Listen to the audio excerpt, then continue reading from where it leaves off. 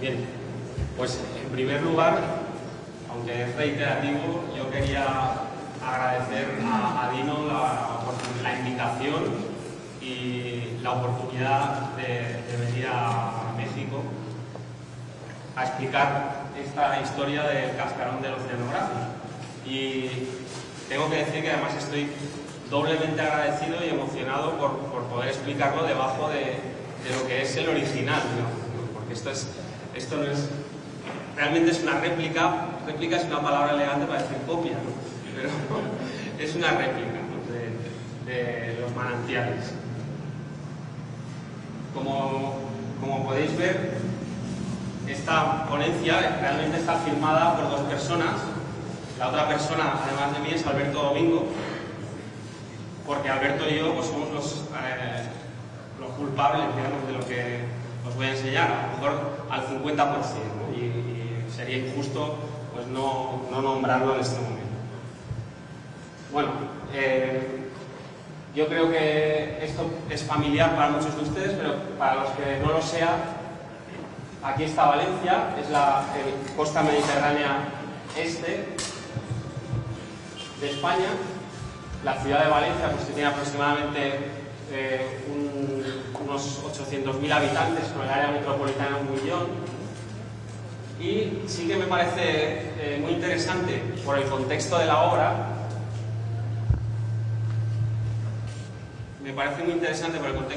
Pues explicar que la ciudad de Valencia se forma alrededor del río Turia, que es un río con muy poco caudal, en parte porque se usa para regar todas esas huertas que se ven alrededor de la ciudad y que lamentablemente cada poco tiempo o cada cierto tiempo se inunda o sufre inundaciones.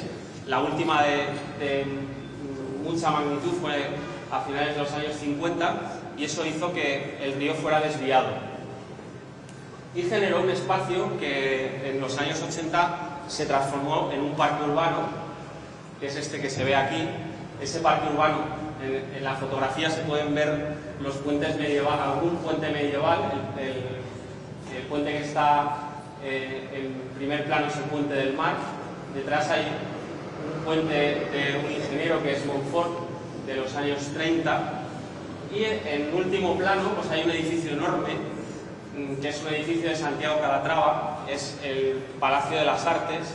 Realmente es un teatro de la ópera y forma parte de ese complejo que Santiago Calatrava proyectó y construyó a lo largo de los años, yo diría que se gestó a finales de los años 80 o a mediados de los años 80, y la construcción pues se puede decir que no ha terminado todavía, ¿no? y probablemente ya nunca termine por cuestiones presupuestarias. Entonces, este edificio, detrás de ese edificio enorme está el Parque Oceanográfico, que es donde se sitúa la lámina, o nosotros llamamos lámina a los cascarones, la lámina del restaurante. Esa es la Ciudad de las Ciencias. El edificio del Palacio de las Artes, de la ópera que acabo de enseñar, estaría a la izquierda del puente que se ve en primer plano. Y a continuación, Dino enseñó también una fotografía ayer. Hay varios edificios. El primero originalmente era un planetario, y con un cine IMAX el planetario creo que ya no funciona. El edificio grande del medio es un museo de las ciencias, y detrás pues, se puede apreciar una especie de esfera, que es una estructura, es una malla espacial que ya forma parte del Parque Oceanográfico y alguna otra... Aquí, mejor. Toda esta zona de aquí ya es la zona del Parque Oceanográfico. Ese nombre de Parque Oceanográfico, el nombre de Parque Oceanográfico, que suena así un poco misterioso, realmente es un acuario de grandes dimensiones. Y para el proyecto de ese acuario, pues se involucró a Félix Candela. Sobre esto yo puedo ofrecer poca información, porque yo intervengo aquí a partir del año 98 y Félix Candela murió en el año 97, pero yo sé que en el auditorio, pues probablemente Carmen Jordá, Miguel Seguí pueden decir muchas más cosas y seguramente alguien les puede preguntar, ¿no? Entonces, en ese contexto, en esas circunstancias, muestro también esta foto que creo que ya han visto. Realmente hay dos fotos donde se ve a don Félix Candela trabajando con Santiago Calatrava, que es un poco la persona que parece que lo introduce en Valencia, ¿no? Y lo introduce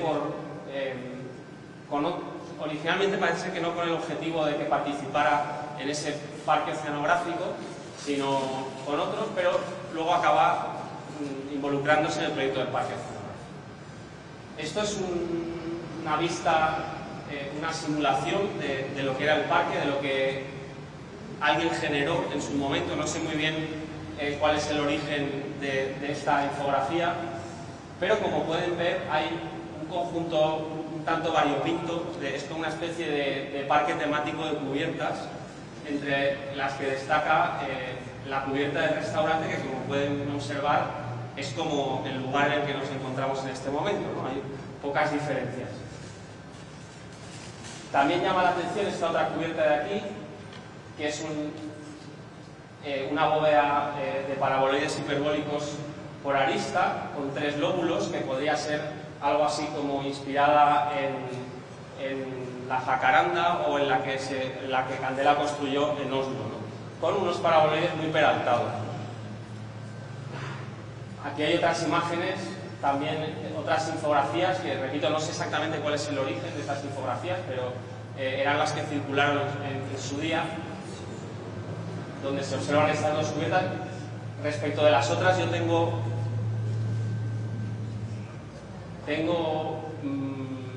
mis dudas que la mano de Félix Candela interviniera en alguna de las otras. Aquí hay también algo tipo Buckminster Fuller, que luego está bastante desvirtuado en la realidad, y otras cubiertas poco realistas, como las que se ven aquí. Otra vista del edificio de entrada, del paraboloide de 3 lóbulos. Como ven, en estas imágenes, pues las cubiertas son poco más que las superficies ideales, las geometrías ideales.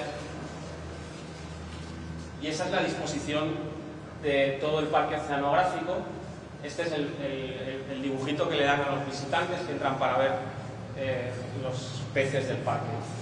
¿Cómo funciona este complejo? Pues realmente el visitante baja a un nivel inferior una vez ha accedido por el edificio de acceso, que es este que lleva el número 2, y ya se mueve prácticamente en un recorrido subterráneo entre todos los edificios, y debajo de la cubierta del restaurante está el propio restaurante, que como se comentó ayer tiene una planta circular y unas ventanas por las que, digamos, una pecera en la que hay peces que además dan la vuelta siempre en el mismo sentido, menos uno que debe estar chiflado y va al revés que el resto. Eso está muy bien porque realmente el edificio, la lámina sirve como acceso al restaurante, y uno baja unas escaleras y llega al restaurante. De las otras cubiertas pues hay poco más que comentar. Como he dicho, dudo mucho que Candela tuviera algo que ver con ellas. Y aquí hay esto está sacado de Google, aquí se ve perfectamente cuál es la situación de los edificios, y también llama la atención en la cubierta de acceso que tiene como unos picos que son los apoyos, y que pues que realmente lo que nos llevan a pensar, y luego en la realidad es así, es a que el corte del borde libre no es por un plano como aquí o como en los bordes libres que hacía Candela, sino que se ondula, ¿no? Cosa que yo entiendo que también es discutible y que creo que no es una idea de Candela.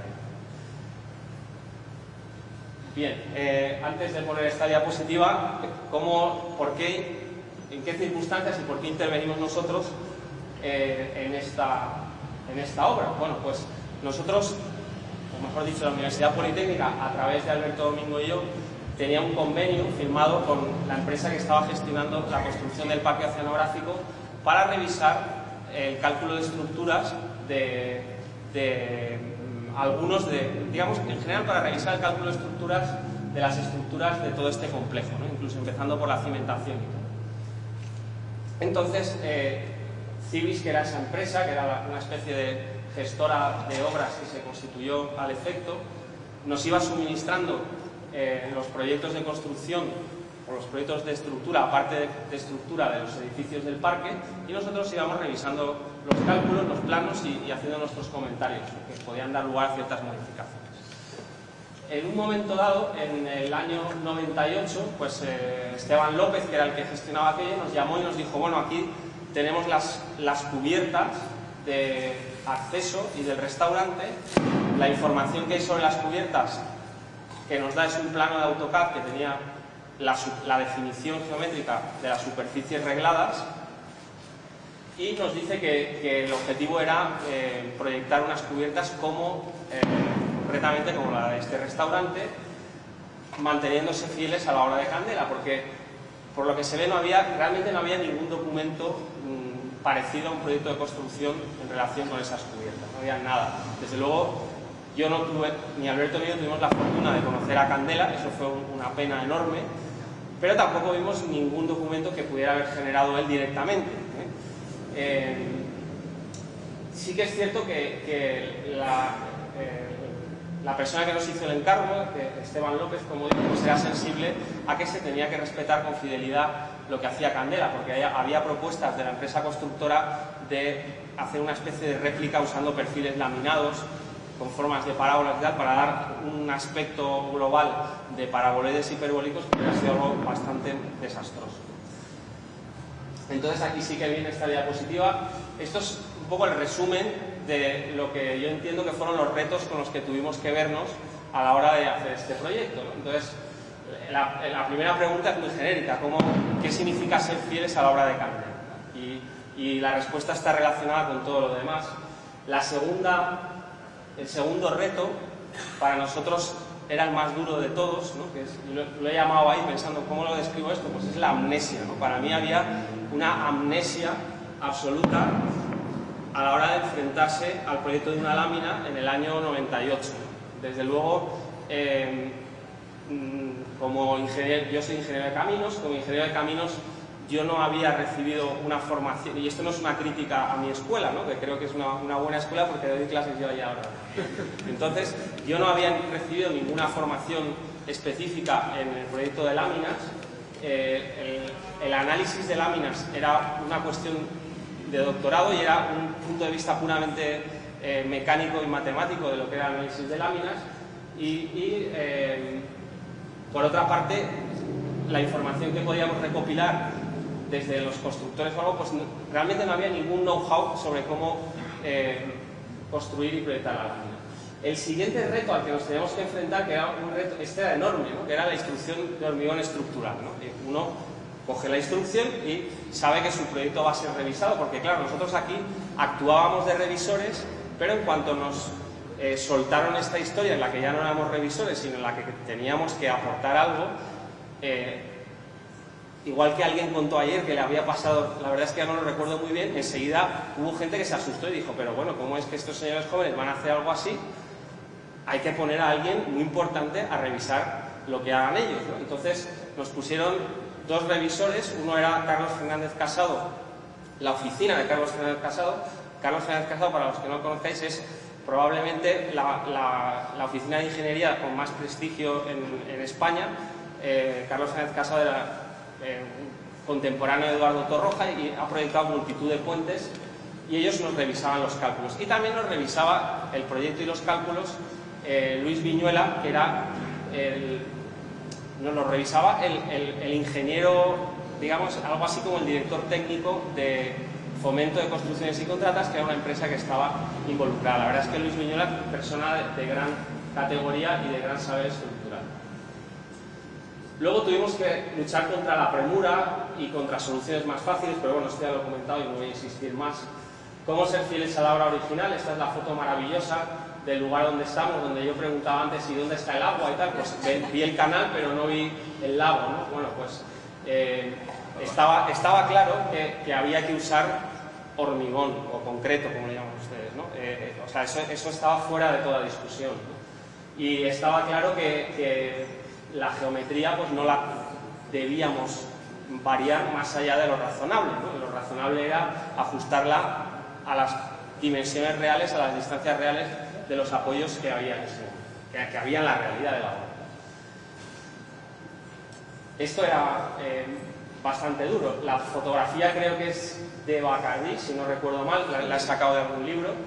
Y cómo conseguimos convencer a un constructor en el año 2000 de que sí se puede ejecutar una lámina delgada de hormigón, porque claro, esto era una pesadilla para un constructor, es decir, el manipular una colla de 40 o 50 personas trabajando con esas condiciones no era algo que se pudiera plantear de una manera razonable y a eso había que ofrecer una alternativa, evidentemente. Esto es un poco más seco, ¿no? El artículo 23 de la norma dice, y sobre esto no voy a extenderme mucho, pero creo que es necesario comentarlo. Cuando habla de membranas y láminas dice muy poco nuestra norma de hormigón. Dice, pueden encontrarse soluciones que satisfagan las condiciones de equilibrio, y aquí hay una cosa muy importante, despreciando las flexiones, ¿no? Esto es lo que nos comentaba Alfonso el otro día, ¿no? La solución pura de membrana, ahí no hay flexiones, todo es trabajo de membrana, son compresiones y tracciones, ¿no? Y dice, sin embargo, ello conllevaría fuertes fisuraciones, por lo tanto, al menos a nivel local, la flexión debe considerarse en el análisis.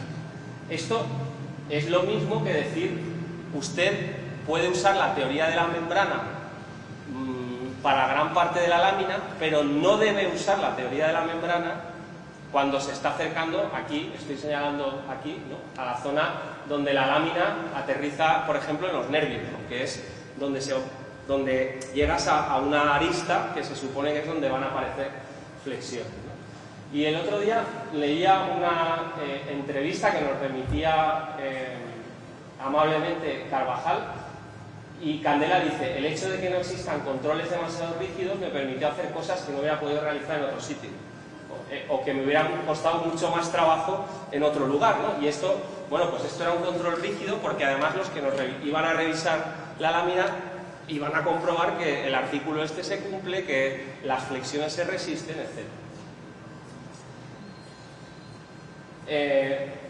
El proyecto, bueno, aquí hay algún añadido más, que es la malla de armar, que eso ya lo añadimos nosotros, pero la base con la que nosotros contábamos prácticamente era esto y poco más, ¿no? Era esto dibujado en AutoCAD.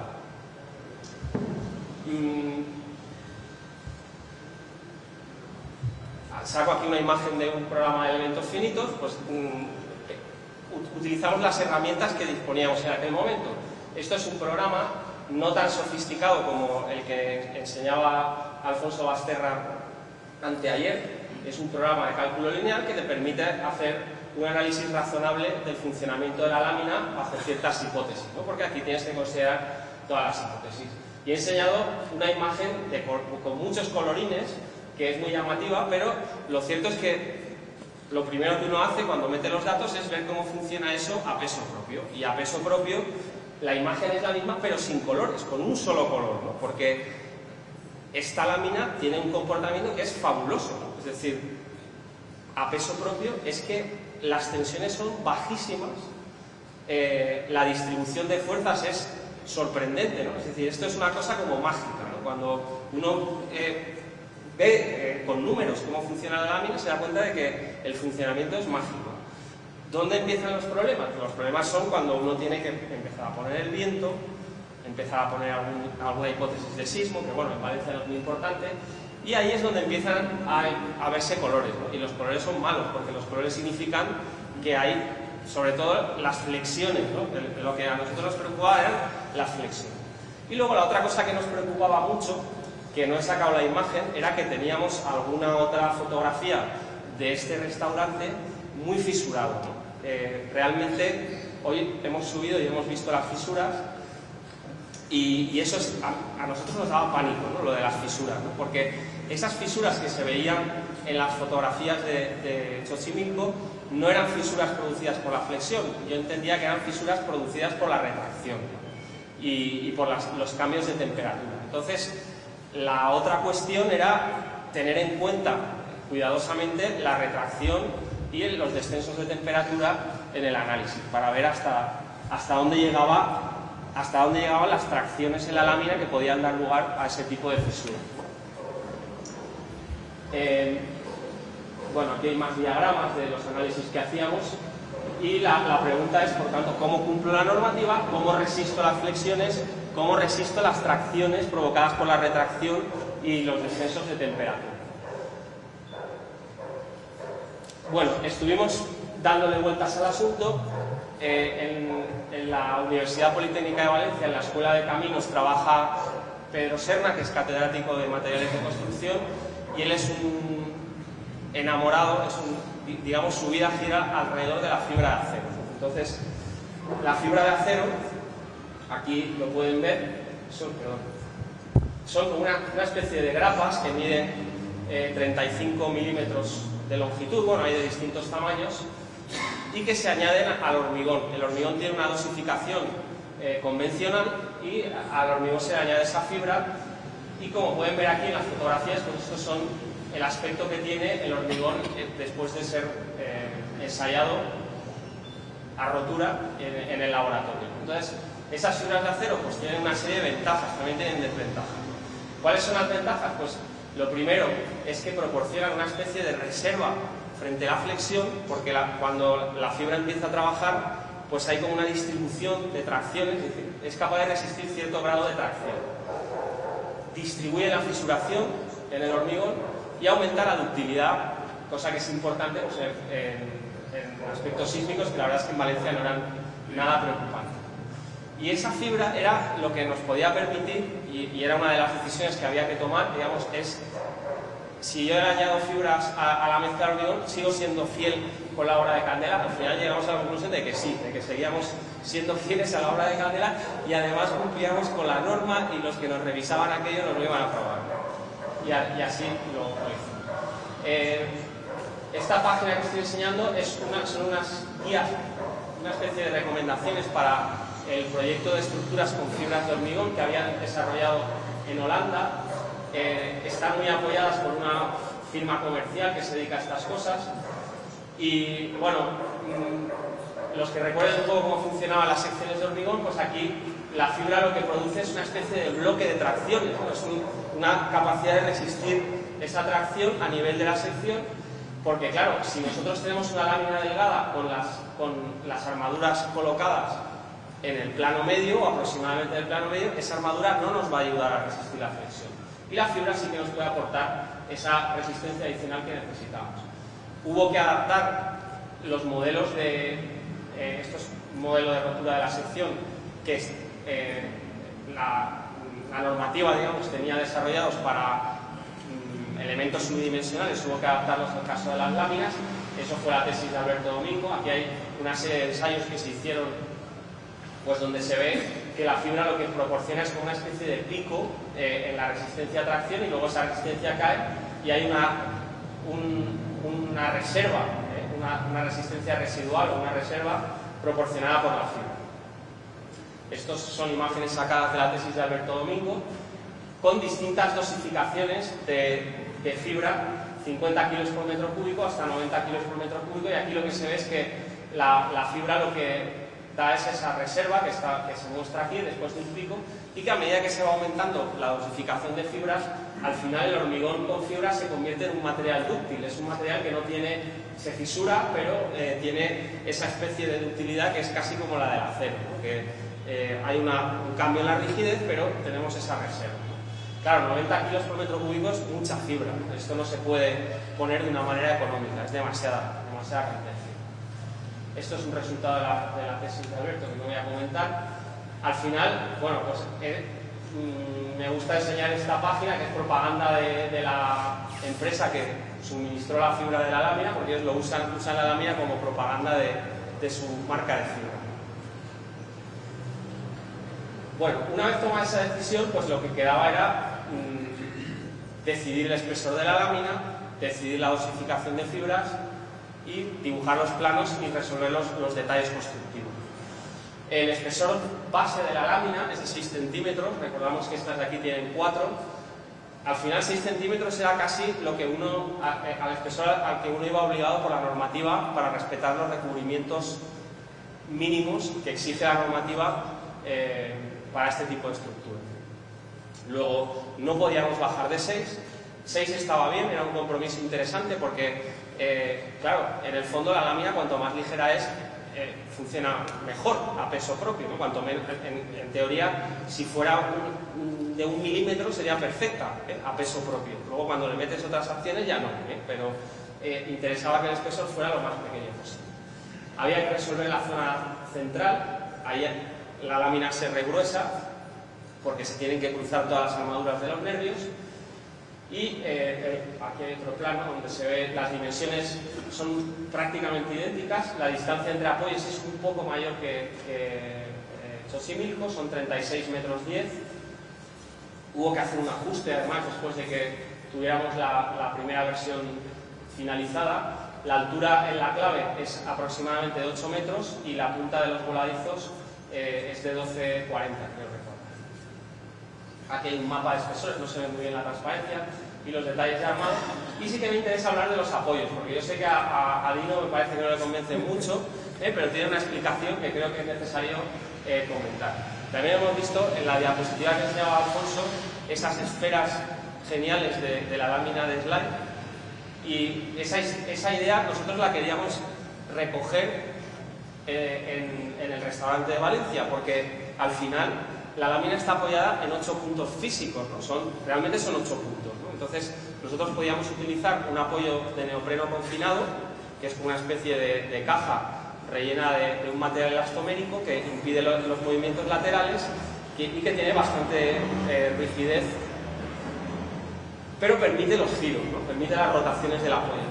O sea que los nervios de la lámina realmente son como arcos articulados en la base.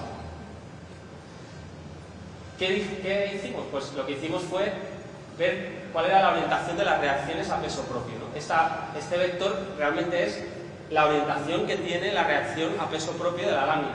Entonces, si nosotros apoyábamos, digamos, orientábamos el apoyo de neopreno ortogonal, en un plano ortogonal a esa reacción, estábamos sujetando perfectamente la lámina a peso propio. Evidentemente, para absorber las componentes horizontales necesitábamos atar todos los apoyos como hacía Candela, que ponía sus tirantes, como los que vimos ayer en la primera iglesia. Aquí no había, digamos, lo que había abajo era la estructura del restaurante con sus pilares, con una losa que todavía no estaba ejecutada.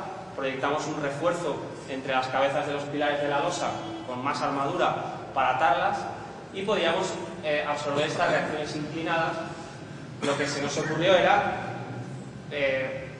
digamos, generar un cilindro que se metía dentro del nervio y generaba esta especie de intersección que recogía muy bien el apoyo del neopreno confinado. El resto del detalle realmente es como este de aquí. La lámina tiene su curva, tiene una cara que se proyectó con listones de madera y este es el aspecto un poco del plano del apoyo.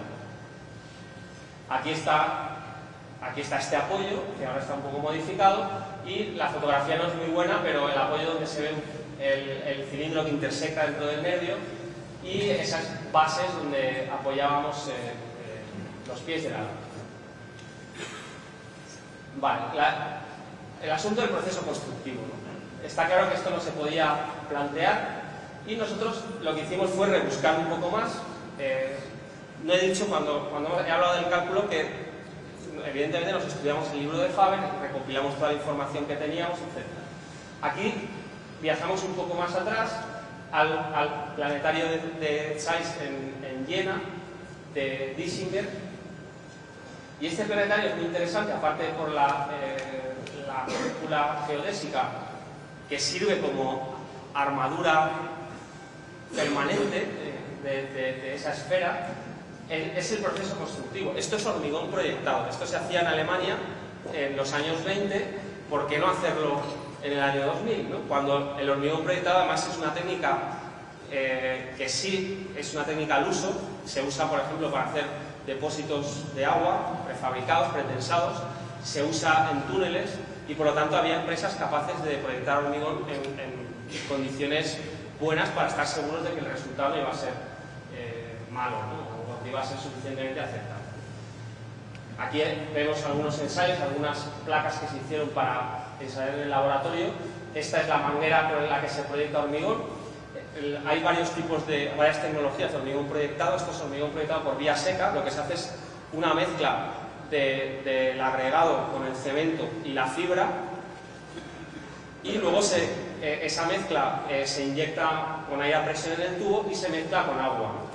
El señor maneja la manguera, tiene como una especie de grifo con la que maneja la dosificación o la cantidad de agua. En ese sentido es muy parecido a lo que se ha comentado también de echarle un poco más, que decía Candela y tal, pero claro, eso requiere que los que hacen ese hormigón proyectado tengan una pericia, porque si no el asunto puede ser desastroso, ¿no? Si el hormigón sale mal, pues es un desastre. Aquí interviene una firma que es Hormigones Proyectados, que la verdad es que lo hizo muy bien. Sí que es cierto que hubo que hacer probatinas, ¿no? Prueba-error, hasta que se dio con la dosificación, probatinas con sus correspondientes ensayos, hasta que se dio con la dosificación apropiada.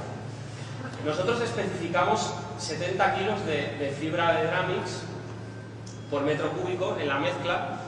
Nos dijeron que eso era mucho y al final la realidad es que se ejecutó con 50 kilos por metro cúbico, que es una cantidad razonable que se puede proyectar muy bien.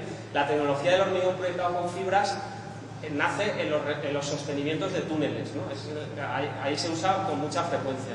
Por lo tanto, era algo que no era descabellado ni ajeno. El hormigón es de 30 megapascales, es un hormigón de 300 kilos por metro cuadrado. Hoy en día, casi, si el hormigón está bien hecho, pues casi es difícil que te dé menos, ¿no? Es decir, no es nada especial, ¿no? La armadura es una armadura de 500 megapascales, una malla de redondos de 8 milímetros a 15 centímetros en las dos direcciones, siguiendo las parábolas del paraboloide. Y aquí empezamos a ver un poco cómo es la construcción. Esto es una cimbra de Peri, son castillos, y sobre esa cimbra se apoyan unas maestras, unas vigas que también son de Peri, siguiendo la primera familia de generatrices del paraboloide. Aquí hay unas fotos muy bonitas de la cimbra desde el aire, con las familias de rectas, digamos, están las vigas, luego hay una segunda familia de tablas y luego ya vienen los listones. Aquí se ve bastante mejor la primera familia, la segunda familia, y ahí encima ya van los listones de madera. La cimbra, la verdad es que ofrecía unas imágenes realmente bonitas, ¿no? Con esa especie de borde roto, ¿no? que era muy sugestivo, ¿no? Aquí está la cimbra completa. La lámina la construye, o mejor dicho, el parque oceanográfico realmente lo construye una unión temporal de empresas, Fomento de Construcciones, que es una gran empresa constructora como ACS, la otra, digamos, son las dos grandes empresas constructoras que hay en España, y la tercera una empresa local que es de Horacias Candela. Lo hicieron muy bien, ¿no? Hay que decir que la verdad es que fueron muy buenos. Aquí hay unos detalles de cómo funcionan los apoyos. Este es el aparato de apoyo de neopreno confinado. Las barras son barras para impedir el desplazamiento lateral del aparato de apoyo respecto del hormigón. Llevaba sus refuerzos de compresión, y este es el encofrado en la zona de la base. Aquí se ve mejor cómo se formaron unos tambores con los listones, y esos tambores pues se intersectaron con la lámina formando esa curva que quedó, la verdad es que quedó bastante bien. Estos son imágenes del armado, el nervio, los refuerzos de armado. Aquí en la zona de la intersección del lóbulo de la lámina con el nervio, pues la armadura sí que va duplicada para absorber las flexiones, y se forma un nervio que tiene una forma de V con el vértice regresado, ¿no? Y ahí hay un triángulo de armadura que va cambiando su geometría.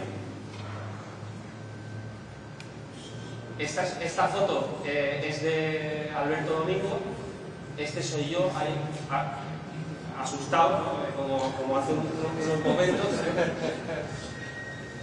La clave pues probablemente está resuelta de una manera bastante más burda de la que lo hacía Candela, ¿no? No supimos muy bien cómo resolver eso sin regresar la lámina, ¿no? Ahí la lámina llega a tener 22 centímetros y medio y todos los nervios se cruzan, ¿no? Las armaduras, el paquete de armaduras se comprime, entre comillas, se aprieta ahí y se refuerza. La imagen de los refuerzos también está muy bien, porque es una especie de radiografía del plano sobre el encofrado. Y aquí es donde empieza el proceso de hormigonado. Se hormigonó primero el disco de la clave, luego se hormigonaron los nervios y posteriormente ya se fueron hormigonando los lóbulos con una secuencia parecida a la que se ve en las fotografías de Candela, donde se colocan tablones sobre los que se desplazan los trabajadores. Aquí esos tablones eran una especie de rastreles que servían para delimitar bandas que eran bandas de generatrices, ¿no? Bandas contenidas entre generatrices. Aquí se ven algunos detalles del hormigonado del nervio y de la dovela de la clave. Y esta idea del hormigonado de las bandas, claro, el proceso hormigonado era relativamente limpio. El problema que tiene el hormigón proyectado es el rechazo, ¿no? Porque hay un rebote y ese porcentaje de rechazo es importante, ¿no? El rechazo pues, puede ser incluso un 20 o un 30%. Entonces hay que proteger con plástico toda la zona que está debajo para que el rebote no estropee lo que ya está ejecutado. El proceso de proyectado consigue la compacidad del hormigón. En ese sentido es interesante porque no hace falta nada más, ¿no? que el propio proyectado, y luego un fracasado para alisar la superficie. Aquí otras imágenes de pues había una cesta desde la cual se proyectaba. Los tipos que proyectan pues tienen que ser gente digamos fuerte, ¿no? Porque el empuje o el retroceso de la manguera es importante. Estas líneas que se ven aquí son aspersores que se pusieron para el curado, y aquí se puede apreciar perfectamente cómo se va hormigonando por estas bandas o calles que luego quedan más o menos vistas. Luego el proceso de descimbrado pues, se estudió un poco cómo podíamos descimbrar, pero realmente luego fue muy fácil. Se midió con topografía porque en aquel momento pues, ante la falta de experiencia había cierto nerviosismo sobre si aquello se iba a mover mucho o poco, y la verdad es que la rigidez que tiene la estructura inherente a la forma de la estructura es tal que pues yo puedo decir que el descimbrado, las medidas topográficas, ¿no? Por topografía clásica, que fueron las que se usaron, pues no hubo unos asientos apreciables, pero eso es la forma de la lámina realmente, ¿no? Bueno, y estas son algunas fotografías finales. Este es el aspecto de la lámina. Detrás está la otra, en construcción. Sobre la otra lámina, bueno, pues hay una historia. Como he dicho, a nosotros nos encargaron los dos proyectos, el de esta lámina y el de la otra. Pero luego el de la otra lámina, pues la verdad es que la oficina de Fernández Casado estaba muy poco convencida del uso de fibras, no por cuestiones de fidelidad a la hora de Candela, sino porque pensaban que no daban buen resultado, tenían miedo de problemas de oxidación. La fibra se ve, no por la parte de arriba, porque aquello se queda todo fratasado, pero digamos que en esta superficie interior sí que se ven las fibras que sobresalen entre las tablas del encofrado. Y eso generaba, no sé si por ese motivo o por otros, pues ellos se opusieron frontalmente a que se usaran fibras, y al final la decisión de Esteban López fue muy salomónica. Dijo: vamos a construir la lámina del restaurante con fibras, y la otra, pues el proyecto ya no se va a hacer el vuestro. Nuestro proyecto ahora lo tenemos archivado en la papelera, y se hizo otro proyecto que es una lámina que, bueno, pues es menos lámina, porque es una lámina con dos niveles de armadura y que resiste sus presiones, que tuvo sus problemas, pero eso no es, eso es otra conferencia, no es esto. ¿Sí? Aquí están las fotos de Carrazzoni. Estas fotos, como podéis ver, pues digamos, son fotos más artísticas que realistas, ¿no? Porque la proporción del lóbulo está bastante exagerada, ¿eh? Es muy impresionante, pero no es una proporción real del aspecto que tiene la lámina. Sí que quiero comentar, esta es una foto del interior. Sobre la solución de los cristales, pues ya se ha hablado. La verdad es que es bastante desafortunada. La gente piensa que la lámina está apoyada en estas columnas, y bueno, pues utilizamos la lámina para hacer la recepción de bienvenida del simposio de la IASS que organizamos Alberto y yo en la Universidad Politécnica en el año 2009. Algunas de las personas que estáis aquí asististeis a ese simposio, pues Juan Gerardo, María, y bueno, pues me parece interesante también que aparezca aquí la IASS, porque bueno, yo estoy muy vinculado a esa asociación, y creo que esto es un poco también un homenaje por supuesto un homenaje a Félix Candela. Eso es, ante todo, es un homenaje a Félix Candela, eso es lo que tratamos y poco más que añadir, ¿no? Realmente esta es la historia de la parte de cómo se materializó lo que hemos llamado el último sueño de Félix Candela. ¿Por qué ese era el último sueño? Ese ya no te lo puedo decir, no lo sé. Muy bien, muchas gracias.